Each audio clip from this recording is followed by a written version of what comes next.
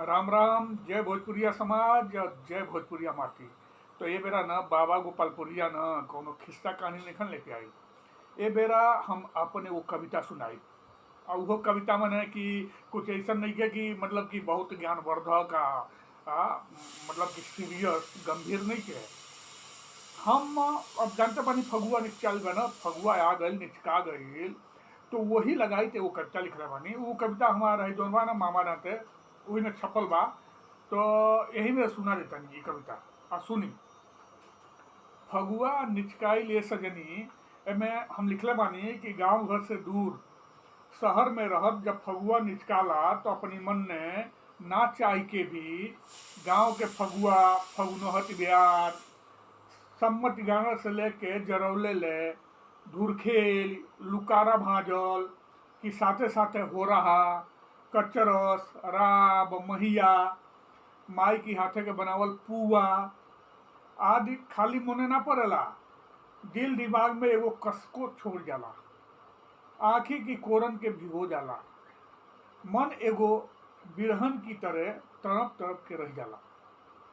शहर के फगुआ मनावल देख के अपनी मन ने शहर की फगुआ के हंसी उड़ावत मन कोयल गा उठेला। अब सुनिए, अब हम कविता पर आवतनी अपनी कविता पर जौन फगुआ लगाइत बा और गांव में फगुआ के जौन आनंद बा ओके दर्शावता।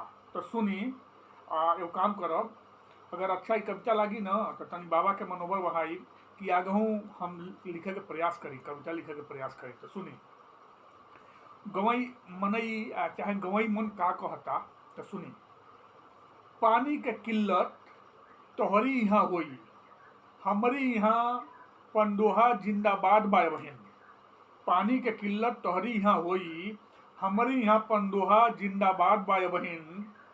गोबरे धूरी के कमी नहीं के तनको, गोबरे धूरी के कमी नहीं के तनको, हगलहटी में लसारल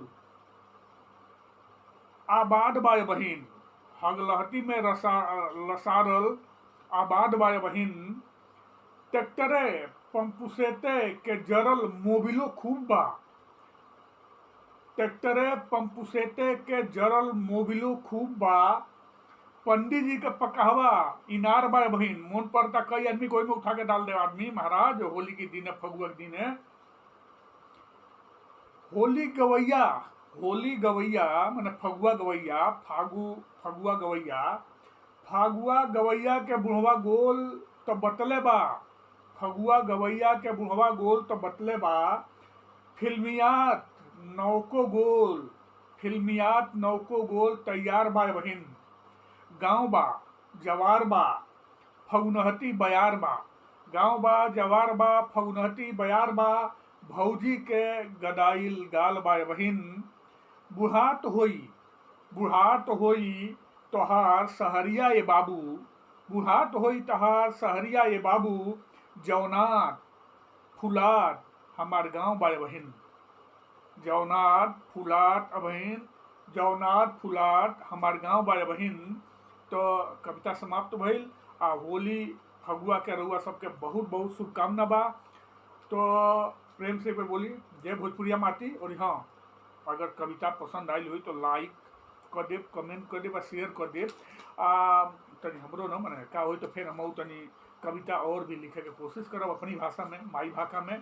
तो जय जय नमस्कार प्रणाम। हाँ, जात जात ई जौन किताब बा न ई अमेजन पर उपलब्ध बा, तो अगर मंगावल चाहे तो मंगा भी सकेनी।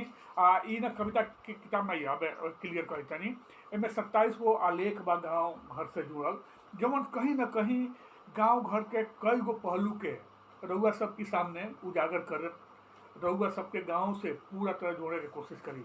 तो जय जय प्रणाम, जय भोजपुरिया माटी।